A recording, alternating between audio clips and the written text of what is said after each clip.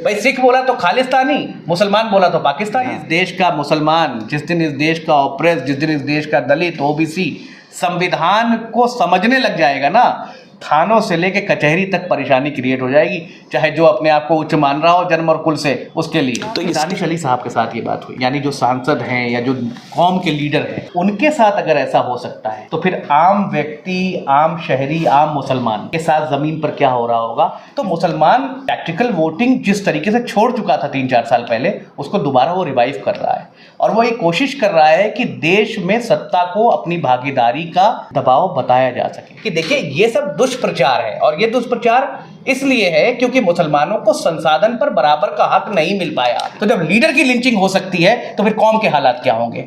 जब लीडर गाली खा रहा है तो कौम क्या कर रही होगी, पिट रही होगी चौराहे पे जो हो रहा है। लीडरशिप की कमी है, इसलिए मुसलमानों को अब वक्त आ गया है अपना नेता चुने।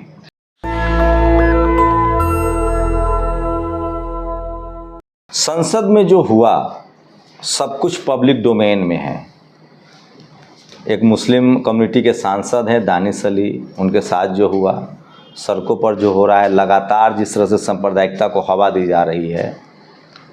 और मैं लगातार देख रहा हूं कि तमाम वो पार्टियां जिसकी लीडरशिप हिंदुओं के हाथ में है, क्या वो मुस्लिम इशू को लेकर बहुत संवेदनशील नहीं है, और क्या इसका फ़ायदा असदुद्दीन ओवैसी को मिल रहा है। क्या वो मुस्लिम इशू के प्रति जो बात कर रहे हैं, जिस तरह से वो बोल रहे हैं, आज भी उनका, कल रात में उनकी एक तकरीर थी हैदराबाद में जो मैंने सुना। जिस दिन ये घटना हुई उसके बाद से लेकर काफ़ी चीज़ें डिस्कोर्स में हैं। तमाम पॉलिटिकल पार्टी ने अपना स्टेटमेंट तो दिया है, लेकिन सवाल है कि Danish Ali member of parliament थे तो तमाम दलों ने बोला, राहुल गांधी मिलने गए। सवाल है कि एक सड़क पर जब कोई मुसलमान धर्म के नाम पर उसको लिंच किया जाता है तो ये देखने को क्यों नहीं मिलता है, तब मीडिया में डिस्कोर्स क्यों नहीं होता है, तब पॉलिटिकल पार्टी बयान क्यों नहीं देती है। इसी को लेकर डॉक्टर मिराज हैं मेरे साथ, जो वॉलंटियर ऑफ हेट के जो ये नफ़रत जो चल रही है, VAH है इनका, वॉलंटियर अगेंस्ट हेट, उसके संस्थापक हैं, प्रमुख हैं। और जो आम मुस्लिम है, जो गरीब मुसलमान हैं, उसके साथ जब इस तरह के होता है तो वहाँ जाकर ये खड़े होते हैं। तो सवाल तो ये है कि क्या पॉलिटिकल पार्टियां प्रोफाइल देखती है लोगों की, पावर देखती है, कद देखती है, और एक आम मुसलमान के लिए, दलित पिछड़ों के लिए कौन बोलेगा। मिराज भाई, क्या लग रहा है, आप लगातार पिछले 1-1.5 साल से घूम रहे हैं सड़कों पर। ठीक है, संसद में जो हुआ उसको लेकर सब बोल रहे हैं, सड़क पर जब कोई हो रहा है तो लोग नहीं निकल रहे हैं। देखिए, कहावत बड़ी पुरानी है कि राजा साहब के कुत्ते को चोट लग गई तो पूरा शहर आ गया कि कुत्ता तो ठीक है आपका। तो मसला ये है कि जब कोई बड़ा आदमी होता है तो उसका जो डिस्कोर्स होता है वो बड़ा होता है, और उसके लिए लोग पॉलिटिकल फ़ायदा और नुकसान जोड़ने लगते हैं।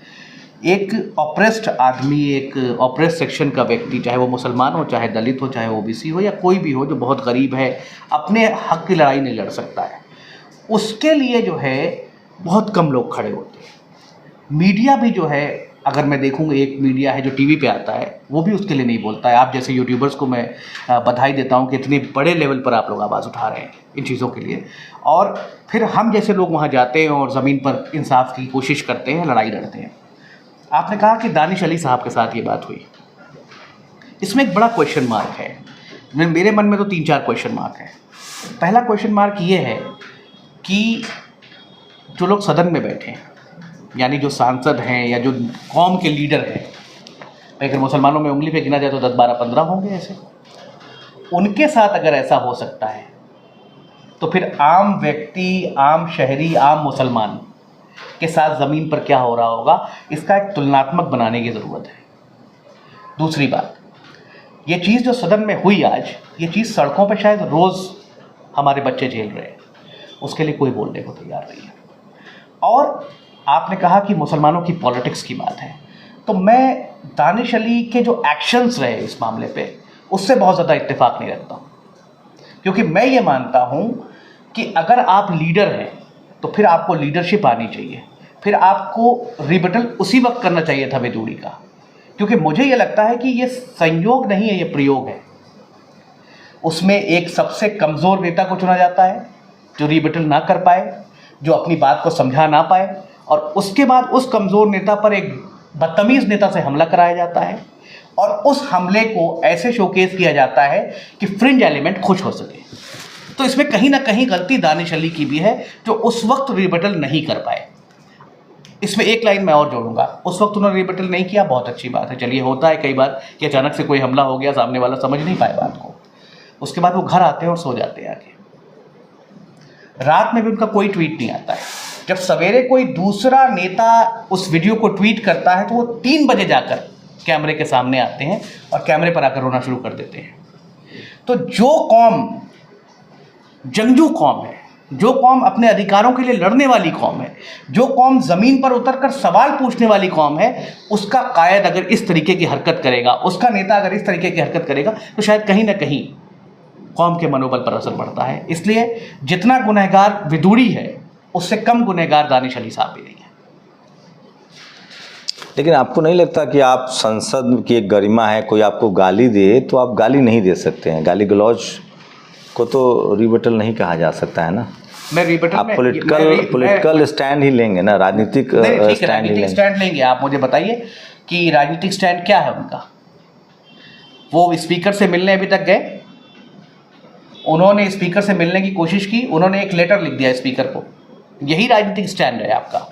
उन्होंने कोई धरना प्रदर्शन किया, उन्होंने अगर वहां उनको उसने गाली वो तो मान लीजिए मैं आपको अभी गाली पीड़ित हैं वो, मैं मान लूं आपको, मैं अभी ये तो कम्युनिटी की जिम्मेदारी है ना, देश की जो तमाम जो अमन पसंद लोग हैं, जो संविधान पसंद लोग हैं, उनको इस पर इनिशिएट करना चाहिए और लोग कर भी रहे हैं, समर्थन तो मिल ही रहा है। वो जो पीड़ित है उसी को कह रहे हैं कि तुम अपनी लड़ाई लड़ो। देखिए पीड़ित नहीं है, अगर कायद पीड़ित है तो फिर तो मतलब है कि कौम पूरी तरह पीड़ित हो गई। अगर यही काम, मैं आपको एग्जांपल देता हूं, अगर यही काम ओवैसी के साथ हुआ होता पार्लियामेंट में, तो ऐसे ही विदुड़ी गाली देके निकल जाता। हुआ है ओवैसी जी के साथ, ऐसे गाली देके नहीं निकल उस समय अलग बात है कि सरकारें अलग थी, उस समय साबुद्दीन संसद में थे, फातमी साहब संसद में थे। खुद साबुद्दीन का मैं एक ओवैसी साहब का भाषण सुन रहा हूँ, उनको भी इसी तरह से घेरने की कोशिश हुई थी, तो साबुद्दीन खड़े हुए, फातमी खड़े हुए, उसके बाद जाके लोग बैठे। मैं आपकी बात मान लेता हूँ, चलिए, लेकिन ये तो था ना कि दानिश अली अकेले पड़ गए, कभी कौम को गाली नहीं दी गई थी। देखिए नेता के साथ रिबेटल होना और कौम को और सीधे मुसलमानों की पूरी जो इकोसिस्टम है उसको गाली दे देना, दो अलग चीज़ें हैं भाई। मैं इस बात को मानता हूँ। मैं इसका एग्जाम्पल देता हूँ आपको। आप अपने पिता के साथ जा रहे हैं, आपके पिता पर हमला हो गया, आप बड़े सभ्य व्यक्ति हैं, आप क्या करेंगे? हम उनको बचाएंगे और अपनी सुरक्षा के लिए जो कोशिश करेंगे, एटलीस्ट कोशिश करेंगे। गाली खा के घर नहीं आ जाएंगे ना, या मार खा के घर नहीं आ जाएंगे। मेरा तो ये मानना है कि अगर कोई छोटा सा जीव जंतु भी हो और उसके ऊपर भी आप हमला करें तो वो भी कोशिश करता है। आपको लगता है दानिश अली के साथ गलत नहीं हुआ है? बिल्कुल हुआ है गलत, बिल्कुल गलत हुआ है, लेकिन दानिश अली भी इसमें जो है भागीदार है इस मसले में। मेरा ये मानना है कि दानिश अली ने जिस तरीके से रिबेटल ना किया, इससे ज़्यादा बेहतर था कि वो इसका रिबेटल करते। मैं ये नहीं कहता कि गाली देते, लेकिन एटलीस्ट कुछ तो बोलते। उस पूरे वीडियो में दानिश अली की एक आवाज़ नहीं सुनाई दी गई। वो गाली खा रहे हैं, उनकी कौम गाली खा रही है, पूरे मुसलमानों को आतंकवादी कहा जा रहा है, उनको क्या क्या कहा जा रहा है, मैं नाम नहीं लेना चाहता उन चीज़ों का। लेकिन अगर इतना आपको बोल दे रहे हो, शायद आप भी सब समाज के व्यक्ति हैं, आप भी कुछ ना कुछ कहेंगे इसके आंसर। राज भाई कैसे देख रहे हैं, कम्युनिटी कैसे रिस्पॉन्स करे? एक समर्थन तो उनको मिला है, देखिए तमाम पॉलिटिकली जो जितने अपोजिशन की पार्टियां हैं उन सब ने उनको समर्थन किया है। तमाम पॉलिटिकल पार्टियों का स्टैंड साफ है, क्लियर है। बीजेपी के अलावा तमाम पार्टियां उनके साथ हैं। देखिए मैं राहुल जी को इसमें बहुत सराहनीय मानता हूं कि वो वहां पहुंच गए, जिसकी वजह से इस न्यूज़ को ज़्यादा हाईलाइट मिली। और ये न्यूज़ नहीं, सुबह से मायावती ने ट्वीट किया, आकाश आनंद ने तो प्रधानमंत्री के लिए ऐसे शब्द लिखे जो मैं बोल भी नहीं सकता हूँ कैमरे पर। नहीं, मैं कहता हूँ देखिए ट्वीट तो कमज़ोर व्यक्ति करता है, जो कुछ आजकल तो ट्वीट की कुछ नहीं कर सकता वो ट्वीट करता है। ट्वीट ही सबसे बड़ा कम्युनिकेशन है। तो अगर मैं लिंचिंग पे जाके लड़ रहा हूँ, या अगर मैं किसी ऑपरेट सेक्शन के साथ कोई हित हो रहा हूँ उस पर जाके लड़ रहा हूँ, थाने में जा रहा हूँ, पुलिस में जा रहा हूँ, मैं भी ट्वीट करके अपनी जिम्मेदारी खत्म कर दूँ। मुझे लगता है ट्वीट एक ऐसी चीज़ है, जब आप कुछ नहीं कर पाते हैं तो ट्वीट करते हैं। तो इसमें मैं राहुल गांधी को +1 का ब्राउनी पॉइंट स्कोर करता हुआ देखता हूँ कि वो वहाँ गए। लेकिन दानिश अली साहब ने जो कल बोला, परसों ये बात मैंने उनकी सुनी है, कल बोला उन्होंने कि मेरी वर्बल लिंचिंग हुई है। और कल हैदराबाद में ओवैसी साहब का एक भाषण आया जिसमें उन्होंने कहा कि अब सदन में मुसलमानों की लिंचिंग हो सकती है। आपने सुना होगा। अगर इस लेवल तक हालात हैं तो फिर कौम को भी इस बात की फिक्र करने की ज़रूरत है कि ये कायद जब अपनी लिंचिंग होने से नहीं बचा सकते हैं तो हमें कुछ नए लीडरशिप इस मुल्क में मुसलमानों के लिए खड़ी होती देखनी होगी। एक बात कहना चाह रहा हूँ, देखिए धर्म की पॉलिटिक्स सूट करती है बीजेपी को। अभी ओबीसी के रिजर्वेशन को लेकर बीजेपी फंस रही थी। जब मैं ओबीसी की बात करता हूं तो आप सिख भी हो सकते हैं, ओबीसी एससी, आप मुसलमान के 90% कम्युनिटी ओबीसी कम्युनिटी में है, जो आपका कॉन्स्टिट्यूशनल राइट्स है। Doctor, engineer, professors, OBC reservation लागू होता तो मुस्लिम महिलाओं के भी रास्ते खुलते। शेड्यूल कास्ट नहीं, शेड्यूल ट्राइब के रिजर्वेशन होते तो मुस्लिम समाज के लोग भी शेड्यूल ट्राइब में आते हैं, जम्मू कश्मीर के जो बकरवाल मुस्लिम्स हैं। तो कम्युनिटी ये जो जैसे पहले शेड्यूल कास्ट के साथ भी यही हो रहा था, उनके साथ जो इस तरह के बड़बड़ी आज भी हो रहे हैं। एनसीआरबी के आंकड़े सबसे ज़्यादा हत्याएं उन्हीं की हो रही है जाति के नाम पर।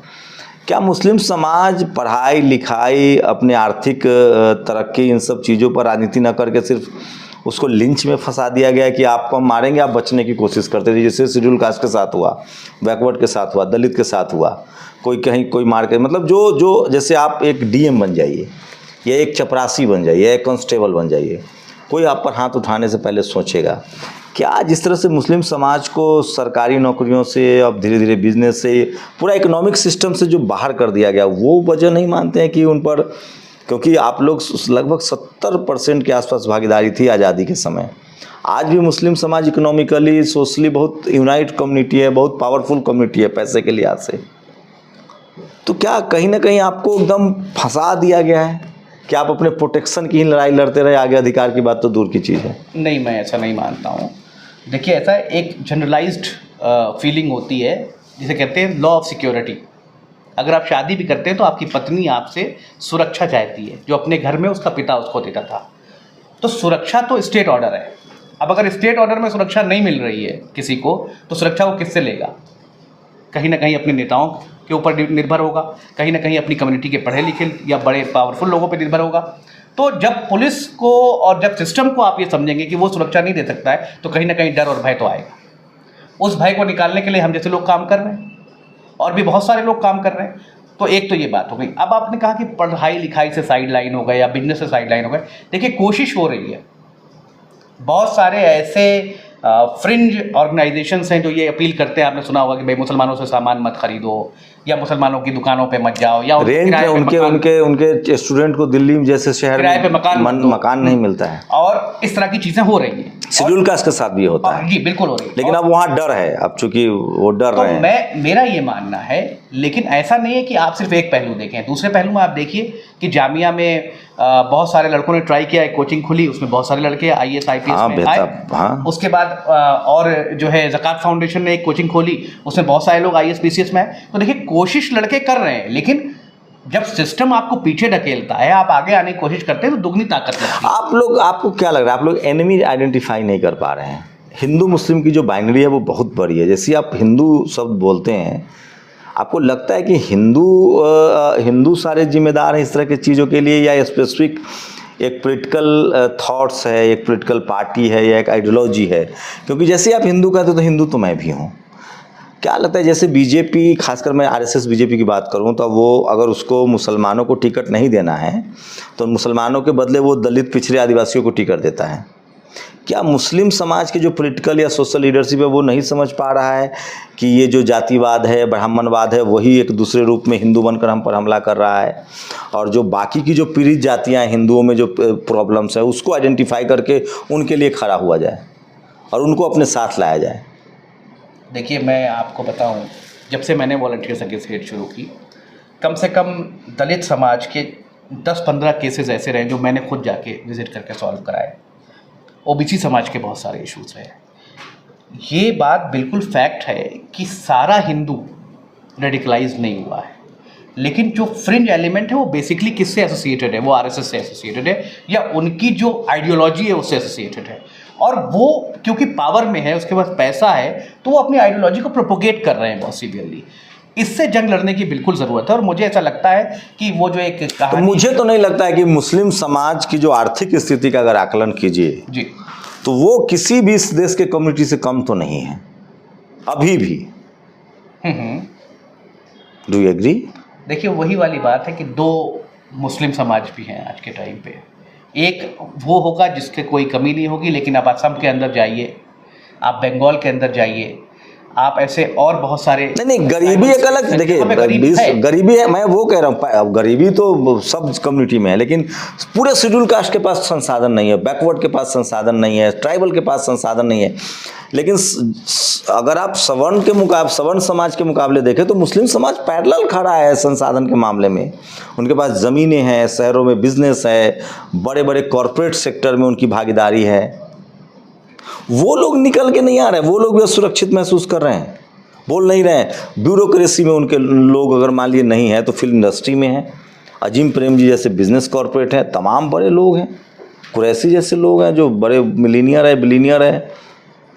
देखिए ऐसा है कि जिस तरीके से एक डर जो है सिस्टम का, भाई ईडी से लेके सीबीआई तक का है, हो सकता है वो अंदर खाने अपने आप को असुरक्षित महसूस कर रहे हो, लेकिन बाहर आके ना बोल रहे हो तो बच जाएंगे, बचेंगे, चुप रहेंगे तो आज नहीं तो कल जन चेतना आएगी। और मैं इस बात को फील कर रहा हूँ। आप एग्जाम्पल लीजिए, आज जो समाज अपने हक अधिकार के लिए बोलेगा नहीं वो बच पाएगा। आज से 9 साल पहले जिस लेवल पे मुसलमान के अंदर में डर था, वो डर उतना नहीं रहा है आज बहुत जगह रिबेटल हो रहा है, बहुत जगह लोग लड़ रहे हैं। चाहे मैं ये मानता हूँ कि लड़ाई का डायरेक्शन सही होना चाहिए, संवैधानिक होना चाहिए। हाँ बिल्कुल बिल्कुल, लड़ाई का डायरेक्शन ये नहीं होना चाहिए आप डंडा लेके किसी को पीट दो। नहीं। तो ये जो जिसे कहते हैं हम कि जन चेतना की बात है, तो जन चेतना मुसलमानों में आ रही है। और इसी वजह से आपने देखा होगा, अभी आपने घोसी का चुनाव देखा, उससे पहले आपने उत्तर प्रदेश का भी चुनाव देखा था, जितनी मुस्लिम सीटें थी उस पर बहुत क्लियर वोटिंग हुई। और आप कर्नाटक का चुनाव देखिए, जेडीएस वहाँ बहुत बड़ा काउंटर पार्टी जो मुसलमानों का वोट लेती थी। तो मुसलमान टैक्टिकल वोटिंग जिस तरीके से छोड़ चुका था 3-4 साल पहले, उसको दोबारा वो रिवाइव कर रहा है।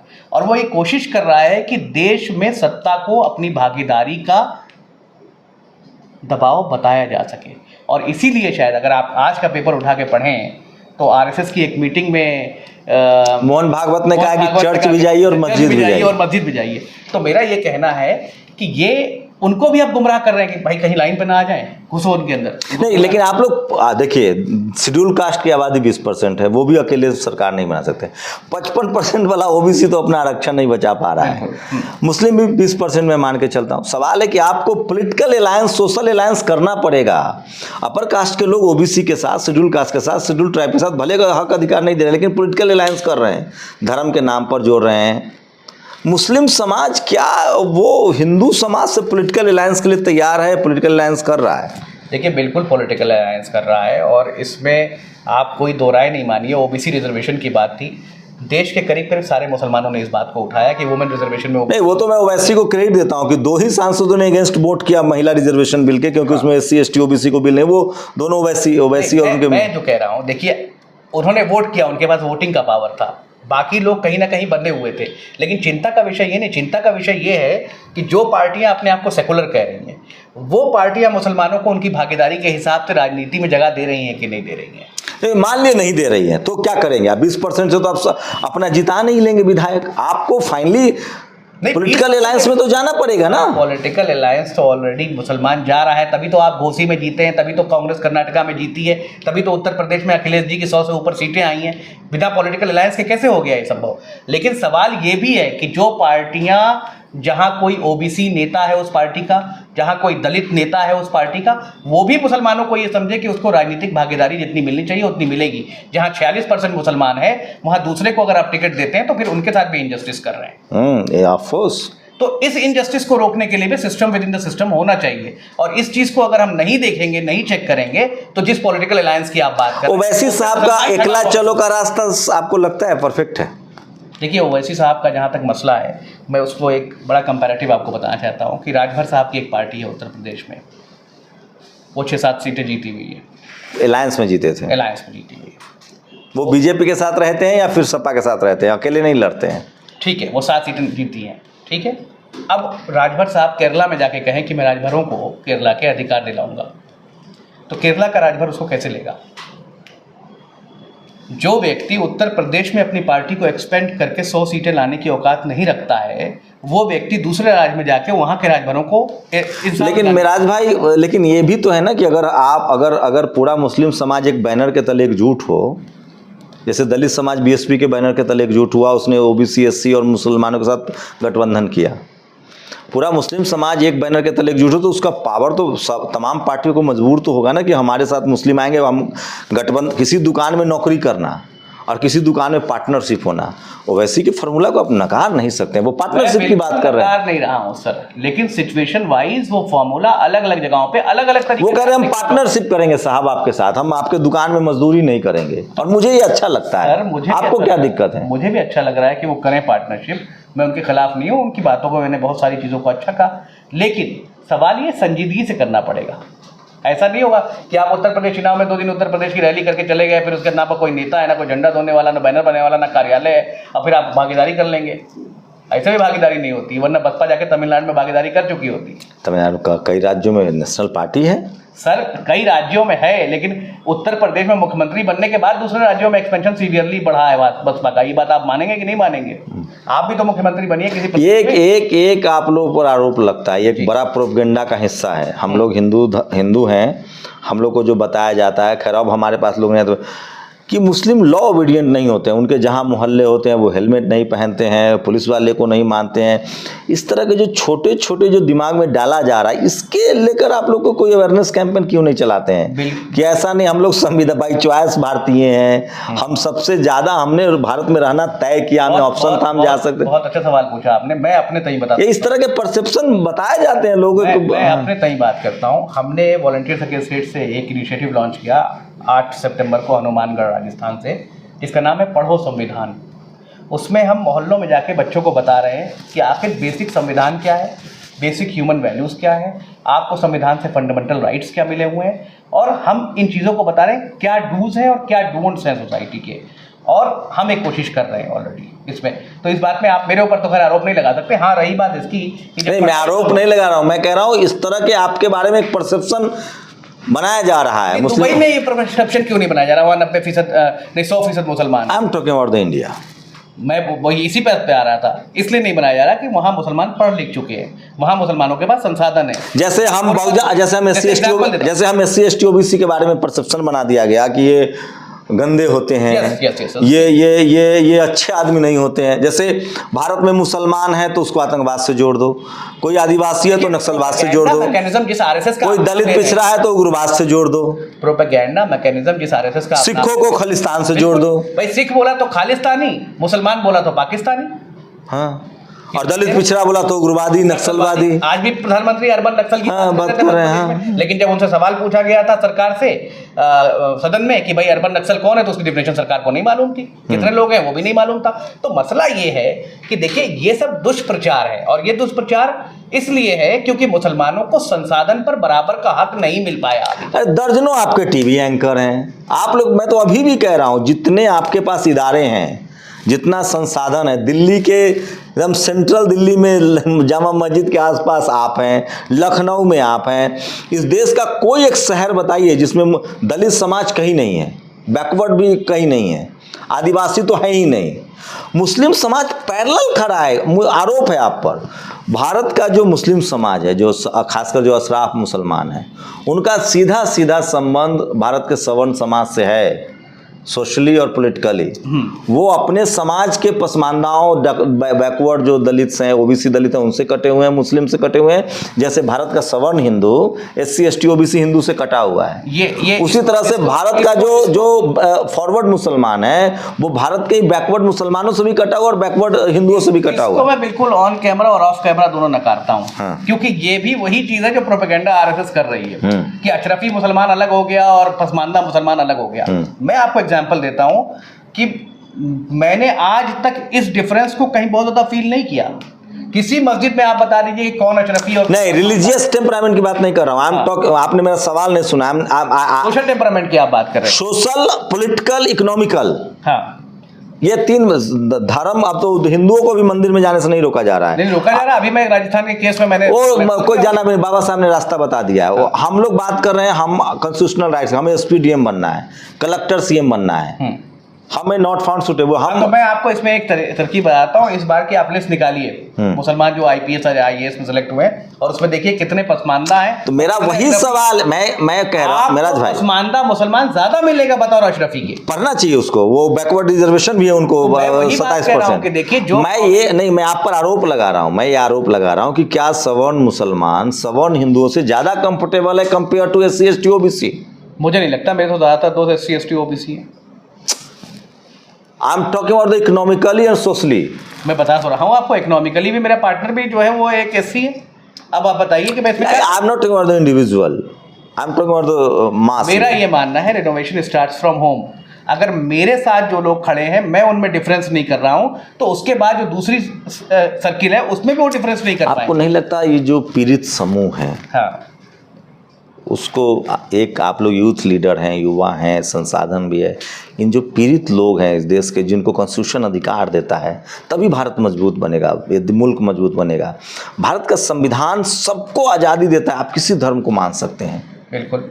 संविधान रहेगा तभी धर्म सुरक्षित रहेगा। डॉक्टर अंबेडकर को इस खतरा का अंदेशा था कि कोई ऐसा आदमी आएगा जो पावरफुल कम्युनिटी आएगी और वो दूसरे को रौंद दोगी। उन्होंने धार्मिक सुरक्षा की बात कही है, संविधान के फंडामेंटल राइट्स में है कि कोई भी आदमी चाहे वो अकेला क्यों ना हो, वो अपने फेथ को प्रैक्टिस कर सकता है, मान सकता है। हाँ, नहीं, प्रोपगेट का शब्द मैं इस्तेमाल नहीं करूंगा, प्रचार प्रसार कर सकता है। प्रोपगेट इज द वेरी मतलब ऑफेंसिव लैंग्वेज। आप किसी फेथ को मान सकते हैं और कॉन्स्टिट्यूशनल तरीके में उसका प्रचार प्रसार कर सकते हैं। ये फंडा ये तो क्या संविधान बचाना हमारी पहली प्रायोरिटी नहीं होनी चाहिए, जो हमारे धर्म को प्रोटेक्ट कर रहा है? भगवान राम का मंदिर भी संविधान की वजह से बना।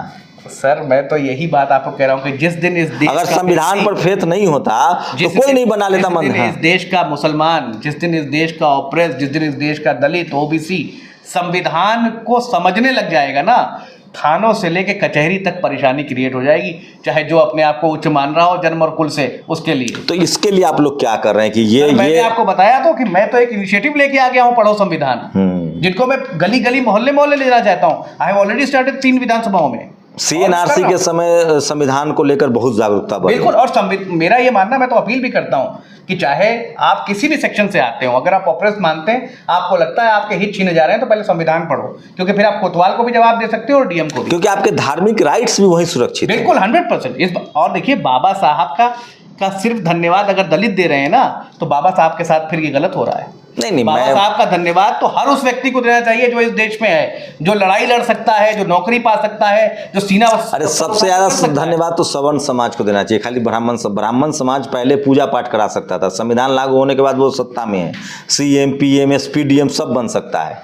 पहले तो वो नहीं बन सकते थे। जो वर्ण व्यवस्था थी उसके हिसाब से मुसलमान राजा हो सकते थे, राजपूत राजा हो सकते थे, ब्राह्मण नहीं राजा हो सकते थे।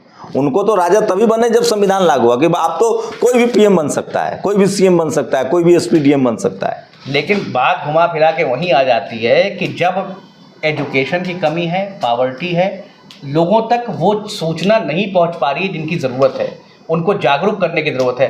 अगर देश का पिछड़ा दलित मुसलमान जागरूक हो गया तो जितनी कहानियां आप रोज़ सुन रहे हैं ना टीवी पर, ये कहानियां 2 घंटे के बाद पलट जाएंगी, और मैं उसी के लिए काम कर रहा हूँ। टीवी को लेकर बहुत नाराजगी है मुस्लिम समाज में अब, और अपने समाज के एंकरों को लेकर भी।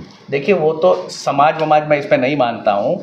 अगर एक आदमी अपराधी है, नहीं हम लोग तो है ही नहीं। देखिए, SC ST OBC तो टीवी में है नहीं, मुस्लिम समाज के एंकर है आधा दर्जन। बहुत क्लियर लाइन आपको बताया था कि अगर कोई व्यक्ति अपराधी है तो फिर वो अपराधी है, उसका धर्म और जात नहीं देखी जा सकती। अगर बलात्कारी है तो बलात्कारी है, उसका धर्म जात फलाना ढिमकाना नहीं देखना। ऐसे ही कोई आदमी अगर फेक प्रोपेगेंडा कर रहा है और रवांडा रेडियो बना हुआ है तो उसकी जाति धर्म से मतलब नहीं है, वो गुनहगार है, और आज नहीं तो कल उसको सजा मिलेगी। आपको क्या लगता है कि हालात बहुत बदतर होते जा रहे हैं, सब कुछ पॉलिटिकल एजेंडा है, ये पॉलिटिक्स की तरफ हो रहा है, हेट बढ़ रहे हैं, नफरत बढ़ रही है, क्या किया जाए, कैसे किया जाए? जो आप बता रहे हैं वही किया जाए। एक बार देखिए, दलितों में भी ऐसा हो गया है, आपको पता है कि बहुत सारे दलित बीजेपी के प्रोपेगेंडा में फंस गए हैं, आपको पता है। ऐसे ही मुसलमानों के साथ क्या होता है, क्या है आसान तरीका क्या है? सबसे आसान तरीका है डिवाइड एंड रूल।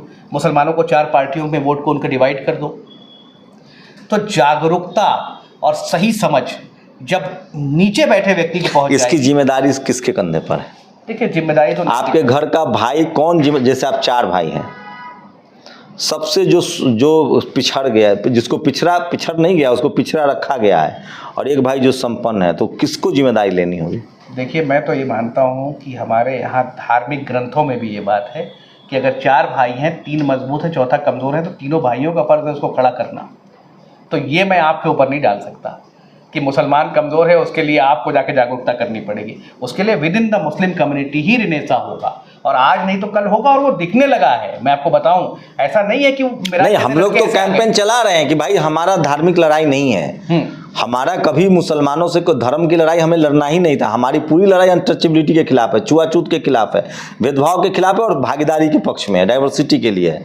धर्म की लड़ाई तो SC ST OBC लड़ी नहीं, वो तो जो उनको बरगलाया जा रहा है धर्म के नाम पर, धर्म से तो हमारा कोई लेना देना नहीं है। मैं हिंदू हो सकता है, कोई सिख हो, ईसाई हो, मुस्लिम हो, क्या मतलब है हमें? नहीं, मेरा ये मानना है कि रिलीजन जो है ना वो बड़ा पर्सनल अफेयर है। लेकिन अगर किसी के साथ अनटचेबिलिटी हो रही है तो वो पर्सनल अफेयर, लेकिन मुस्लिम समाज पर्सनल अफेयर नहीं है। मुस्लिम समाज, मैं एक जानना चाह रहा हूँ, मुस्लिम समाज में आरोप नहीं है, मैं समझना चाह रहा हूँ, मुस्लिम समाज तमाम अपने धार्मिक इदारों के नाम पर 10 लाख आ जाएंगे दिल्ली में, प्रदर्शन भी हो जाएगा, लेकिन वो अपने संवैधानिक अधिकार के लिए नहीं निकल पा रहे हैं। अगर CA NRC बस यही मैंने जहाँ से शुरू किया था वहीं फिर आ रहा हूँ मैं। अभी आपको कुंवर दानिश अली को डिफेंड कर रहे थे आप, हाँ, वो क्यों नहीं ला पा रहे हैं? 5 साल से संसद में बैठे हैं। He's very... सर सुनिए आप बीच में मत काटिए। ओवैसी साहब है, ऐसे मैं 10 सांसदों के नाम गिना दूंगा। वो जब इस लड़ाई को नहीं लड़ पा रहे, क्योंकि ये लड़ाई राजनीतिक है, सामाजिक नहीं मानिए इसको आप। अगर दानिश अली के कहने से 10 लाख मुसलमान आ जाए रामलीला मैदान में, अभी ओम बिरला को सस्पेंड करना पड़ेगा विधि को, लेकिन वो रो रहे हैं। मेरी नाराजगी इसी बात पे है कि मैं सांसद होता, मैं ओम बिरला के घर सवेरे पहुंच जाता। लेकिन मदनी साहब चाहे तो ला दें। देखिए मदनी साहब का मामला दूसरा है भाई। देखिए एक बात आपको मैं बता दूं, धार्मिक मसले में आप अभी चले जाइए किसी भी बड़े मंदिर में, या किसी भी बड़े गुरुद्वारे में, या किसी भी बड़े चर्च में, या किसी भी बड़े मस्जिद दरगाह में, वहाँ बहुत भीड़ है। वो आदमी अपने लिए मांगने जा रहा है कि भाई हमारी बेटी की शादी करा दो। वो इसलिए नहीं मांग रहा समाज में रिनेसा लाने के लिए मैं आया हूँ, मुझे दे दो। तो वो पर्सनल मैटर में बेनिफिट के लिए जा रहा है। लेकिन ये जो लड़ाई है ये लीडरों को लड़नी है। और अगर लीडर टीवी पर आके रोएगा, लीडर टीवी पे आके ये कहेगा कि भाई मेरे तो सर की नस फट जाती, मैं तो रात भर सो नहीं पाया, तो जब लीडर के हालात ये हैं तो कौम के हालात क्या होंगे? अब आपको देखना होगा। जब वो कहेगा कि वर्बल लिंचिंग हो जा रही है मेरी, तो जब लीडर की लिंचिंग हो सकती है तो फिर कौम के हालात क्या होंगे? जब लीडर गाली खा रहा है तो कौम क्या कर रही होगी? पिट रही होगी चौराहों पे जो हो रहा है। तो लीडरशिप की गलती है, ये लीडरशिप की कमी है। इसलिए मुसलमानों को अब वक्त आ गया है अपना नेता चुने, जिस नेता की आवाज़ पर 10 लाख 50 लाख लोग दिल्ली और मुंबई पहुंच सकें, जिस नेता की आवाज़ पर पॉलिटिकली कोई आंदोलन खड़ा किया जा सके। और अगर ये नहीं कर पा रहे हैं हमारे नेता, और वो सिर्फ अपनी सीट बचाने में और अपनी विधायक और सांसद निधि बचाने में और 2-4 अच्छा ये मुस्लिम समाज में भी हो रहा है, काम कर रहे हैं, ये मुस्लिम कम्युनिटी में हो रहा है कि जैसे इधर दिखाया जा रहा है कि हिंदू खतरे में है, आपके यहाँ बताया जा रहा है कि भैया इस्लाम खतरे में है, धर्म खतरे में है, आपका धर्म खत्म कर दिया जाएगा। नहीं, इधर भी चल रहा है। ऐसा तो मैं नहीं मानता हूँ। कोई हमको आके ये बता रहा कि इस्लाम खतरे में है और धर्म खतरे में है या ये है। नहीं, इधर तो कहा जा रहा है ना हिंदू खतरे में है। वो तो हिंदू खतरे में है, राष्ट्रपति, प्रधानमंत्री, गृह मंत्री सब हिंदू हैं, लेकिन फिर भी खतरे में है। वो तो डेफिनेशन ही अलग है। वो जो लोग मान रहे हैं उनके लिए क्वेश्चन है कि भाई तुम्हारी अकल कहाँ गई। लेकिन हमारे यहाँ क्या हो रहा है कि हमारे यहाँ जो नेता हैं वो अपनी जिम्मेदारियों को नहीं समझ रहे। चुनाव आया, खूब हल्ला लगा, कैंपेन लगा, उसके बाद खत्म। आप बताइए, आप पूछिए जाके किसी सांसद से कि उसने अपने यहाँ जो मुसलमान थे उनको कितने को गरीबी रेखा से ऊपर लाया, कितना कोऑपरेटिव प्रोग्राम उसने चलाया, कितना कॉन्स्टिट्यूशनल प्रोग्राम उसने चलाया।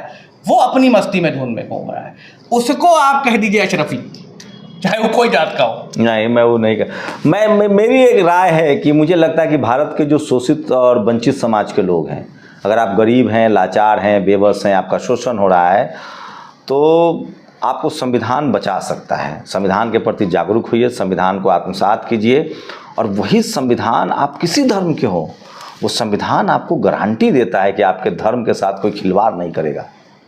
जिस दिन संविधान खत्म हो गया, आप समझिए कि बहुत मुश्किल हो जाएगी। ये बात समझना पड़ेगा खासकर उन लोगों को जो ऑप्रेस्ड हैं, जो शोषित हैं, जो वंचित हैं, चाहे आप धार्मिक आधार पे वंचित हैं, चाहे जाति के आधार पे वंचित हैं, चाहे लिंग के आधार पे वंचित हैं, चाहे अमीर गरीब के आधार पे अगर आप वंचित हैं, तो आपके सारे प्रोटेक्शन की जिम्मेदारी संविधान की है। सोचिए, कल्पना की जिस दिन संविधान न रहा उस दिन क्या होगा।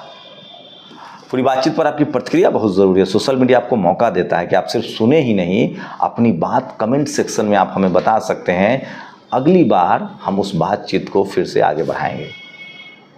शुक्रिया मेराज भाई हमारे साथ बातचीत के लिए। नेशनल दस्तक की आपसे गुजारिश है कि अगर इसको बचाना चाहते हैं तो नेशनल दस्तक को सब्सक्राइब करने के लिए रेड कलर के सब्सक्राइब बटन को दबाएं, फिर बेल आइकन की घंटी दबाएं। नेशनल दस्तक को बचाने के लिए बहुत ज़रूरी है कि हर खबर को शेयर करें, लाइक करें, कमेंट जरूर करें।